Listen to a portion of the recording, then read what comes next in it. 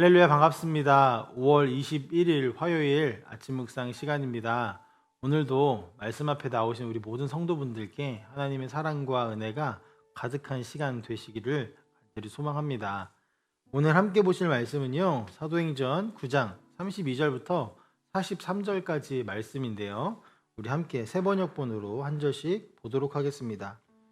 베드로는 사방을 두루 다니다가 룻다에 내려가서 거기에 사는 성도들도 방문하였다. 거기서 그는 8년 동안이나 중풍병으로 자리에 누워있는 애니아라는 사람을 만났다. 베드로가 그에게 애니아여, 예수 그리스도께서 그대를 고쳐주십니다. 일어나서 자리를 정돈하시오 하고 말하니 그는 곧 일어났다. 룻다와 샤론에 있는 모든 사람이 그를 보고 주님께로 돌아왔다. 그런데 욥바에 다비다라는 여제자가 있었다. 그 이름은 그리스 말로 하면 도르가인데 이 여자는 착한 일과 구제 사업을 많이 하는 사람이었다. 그 무렵에 이 여자가 병이 들어 죽었다. 그래서 사람들이 그의 시신을 씻겨서 다락방에 두었다. 룻다는 욥바에서 가까운 곳이었다. 제자들이 베드로가 룻다에 있다는 말을 듣고 두 사람을 그에게 보내서 지체하지 말고 와달라고 관청하였다. 그래서 베드로는 일어나서 심부름꾼과 함께 갔다. 베드로가 그곳에 이르니 사람들이 그를 다락방으로 데리고 올라갔다. 과부들이 모두 베드로 곁에 서서 울며 도르가가 그들과 함께 지낼 때에 만들어둔 속옷과 겉옷을 다 내보여 주었다. 베드로는 모든 사람을 바깥으로 내보내고 나서 무릎을 꿇고 기도를 하였다. 그리고 시신 쪽으로 몸을 돌려서 다비다여 일어나시오 하고 말하였다. 그 여자는 눈을 떠서 베드로를 보고 일어나서 앉았다. 베드로가 손을 내밀어서 그 여자를 일으켜 세웠다. 그리고 성도들과 과부들을 불러서 그 여자가 살아있음을 보여주었다. 그 일이 온 욥바에 알려지니 많은 사람이 주님을 믿게 되었다. 그리고 베드로는 여러 날 동안 욥바에서 시몬이라는 무두장이의 집에서 묵었다. 아멘. 오늘 우리가 함께 보신 이 말씀은요. 두 가지 기적적인 사건이 기록되어져 있는 본문입니다. 애니아라는 중풍병자가 고침을 받았고 또 도르가라는 죽은 여인이 살아나는 사건이었습니다. 두 사건 모두 지금 우리 현실에서 보기 힘든 초자연적인 사건들이죠. 그렇기 때문에 우리는 이러한 현상, 지금 일어난 이 기적적인 현상에 집중하면 오히려 성경이 우리에게 전해주고자 하는 핵심을 놓치기 쉽게 됩니다. 그래서 오늘 이 시간은 이 두 사건이 그려내는 현상이 아니라 이 사건들이 어떤 의미를 가지고 있는지를 함께 고민해 보고자 합니다. 말씀 속 두 사건을 통해 우리가 보고자 하는 총 주제가 무엇이냐면 바로 회복입니다. 그리고 이 회복을 가지고 두 가지 꼭지로 좀 나누어 보도록 할 텐데요. 먼저 두 사건이 일어난 지역에 대해서 조금 집중해 보려고 합니다. 이 룻다와 욥바라는 지역은 이방인들이 함께 살아가는 동네였습니다. 다시 말해서 유대인만 형성되어져 있는 어떤 그런 공동체 지역이 아니라 유대인과 이방인들이 많이 반반의 비율로 또 욥바는 조금 더 이방인이 많은 그런 지역이었습니다. 근데 이 베드로가 먼저 지금 사방을 돌아다니다가 어디로 향하였습니까? 바로 룻다라는 지역으로 갑니다. 그리고 룻다에 형성되어져 있는 그리스도인 공동체를 찾아갔습니다. 이 말씀의 기록의 순서를 바라보면 베드로가 아직까지 이방인에게 성령이 임할 것이다. 이방인에게 구원과 성령의 충만함이 일어날 것이다 라는 것까지는 아직 확신하지 못하고 믿지 못하고 받아들이지 못하는 시기였습니다. 왜냐하면 바로 다음 장에 나타나는 고넬료 사건을 통해서 우리가 그것을 알 수 있는데요.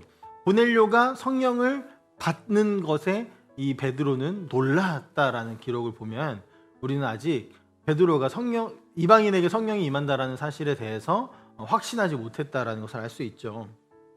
그렇기 때문에 베드로가 룻다와 욥바에 찾아온 이유도 이방인들보다는 성도들, 그러니까 유대인 그리스도인들을 찾아갔다라는 것을 조금 더 알 수 있게 됩니다. 물론 그 공동체 안에 이방인들도 있을 수 있겠지만 베드로가 바라보고 있는 것은 유대인 그리스도인이라고 볼 수 있습니다. 그런데 이 두 사건이 이방인과 유대인들이 함께 공존하고 있는 곳에서 일어났기 때문에 이 두 사건을 유대인들만 볼 수 있었을까요? 그 소문을 유대인들에게만 들려졌을까요? 그렇지 않다라는 것입니다. 이것이 어디로 퍼졌겠습니까? 바로 이방인들에게도 퍼져나가고 목격하고 소문이 들려지고 그것이 그들이 알게 되어진 은혜가 있었을 것이라는 겁니다. 하나님은 이러한 베드로의 이해, 그러니까 이방인들에게 성령이 임할 것이다라는 그런 이해와 상관없이 베드로를 통해서 이미 이방인들에게 복음이 흘러가도록 지금 사용하고 계시다라는 것을 우리는 볼 수 있는 것이죠. 이 초자연적인 사건이 얼마나 많은 이슈를 가지고 왔을까요? 그것을 유대인들 공동체 안에서 일어났지만 함께 자연스럽게 살아가고 있던 이방인들에게 복음이 흘러갔던 것입니다. 이처럼 복음은 유대인들의 전유물이 아니라 모든 민족을 위한 것이라는 것이죠. 유대인과 이방인으로 나뉘었던 담이 허물어지고 하나님이 만드신 모든 민족이 제자가 되어지는 회복의 사건이 시작되어지는 지점으로 우리는 이 말씀을 볼 수 있습니다. 무엇보다 베드로가 요빠에서 일이 있은 후에 조금 더 머물기 위해서 이 시몬이라는 무두장이의 집으로 들어갔다라고 성경은 기록하는데, 이 무두장이는 가죽공업을 하는 사람이었습니다.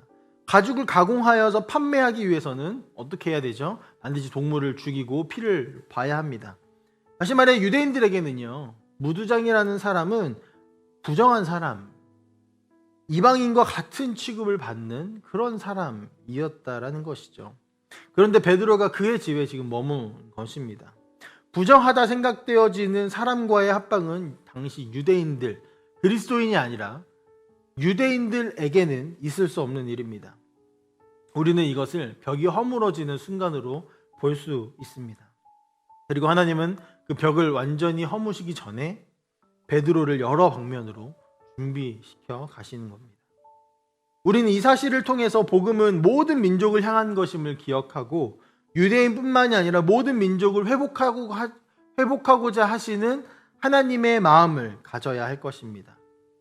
이러한 회복은요, 초자연적인 이 사건 그 자체에도 드러나는데요.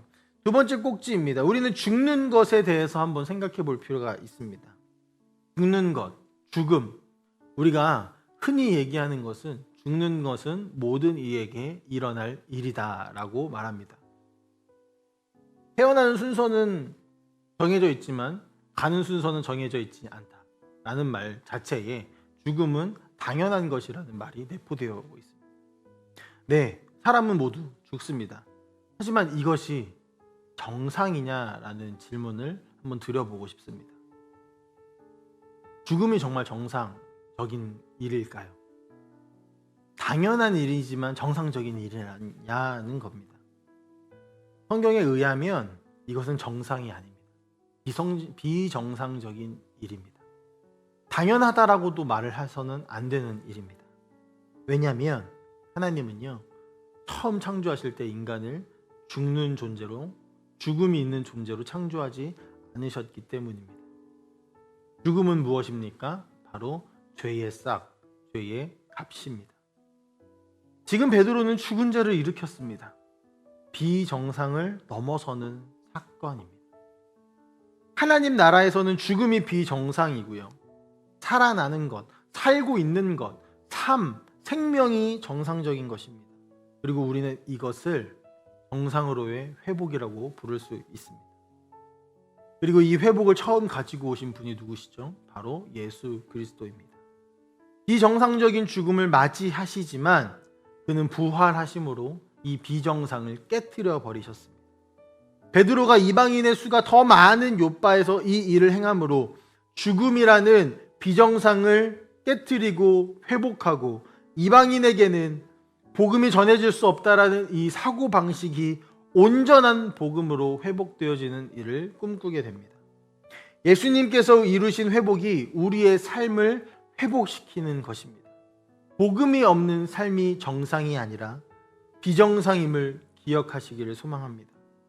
그리고 모든 비정상을 회복시키신 하나님의 복음을 붙들며 살아가셨으면 좋겠습니다.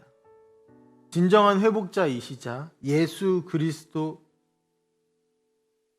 진정한 회복자이시자 구원자이신 예수 그리스도 안에서 우리 성도님들의 삶이 온전히 회복되어지고 하나님께서 창조하신 그대로 그리스도 안에서 하나님의 뜻을 따라 살아가는 우리 성도님들이 다 되시기를 간절히 소망합니다. 그리고 이 세상에 비정상으로 가득한 이 세상 가운데 하나님의 뜻대로 살아가는 정상적인 삶을 보여주는 그런 사람들로, 그런 공동체로, 그런 교회로 서 나가기를 함께 기도하며 나아갔으면 좋겠습니다. 함께 기도하겠습니다. 사랑의 하나님 아버지, 감사합니다. 하나님, 두 가지의 놀라운 이 사건을 바라보며 이것이 우리에게 무엇을 알려주고 우리에게 무엇을 깨닫게 하는지를 보게 됩니다. 하나님, 초자연적인 사건은 우리의 일상 가운데 당연하게 일어나지 않는 것을 봅니다. 그러나 이미 그 초자연적인 사건을 이루시고 비정상을 정상으로 회복시키신 예수 그리스도의 은혜 가운데 살아가는 우리들이 이제는 정말 세상이 줄 수 없는 그 사랑과 은혜를 누려가며 또 세상 가운데 선포하며 보여주며 살아가는 사람들로 살아갈 수 있도록 도와주시옵소서. 먼저 우리의 삶이 회복되게 하시고 회복된 우리의 삶을 통하여서 세상이 회복되어지는 은혜가 우리 가운데 일어날 수 있도록 축복하여 주시옵소서. 감사드리며 살아계신 예수님의 이름으로 기도합니다. 아멘.